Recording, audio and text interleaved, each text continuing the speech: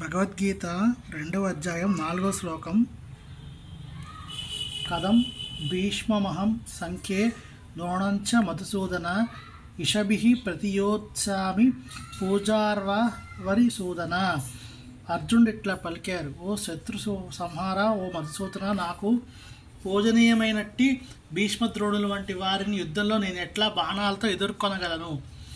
భాష్యము: పితామహుడైన భీష్ముడు, గురువైన ద్రోణాచార్యుడు వంటి గౌరవనీయులైన పెద్దలు సర్వదా పూజనీయులు. ఒకవేళ వారు దాడి చేసిన వారిపై ఎదురుదాడి చేయకూడదు. పెద్దలతో వాగ్వివాదానికైనా దిగకపోవడం సాధారణం కట్టుబాటు. కొన్ని మార్లు వారు కటువుగా ప్రవర్తించిన వారి పట్ల కటువుగా ప్రవర్తించకూడదు.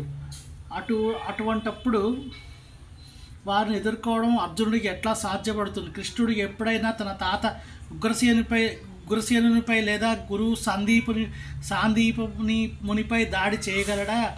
ఈ తర్కాలను అర్జునుడు శ్రీకృష్ణుడు ముందుంచాడు. హరే కృష్ణ.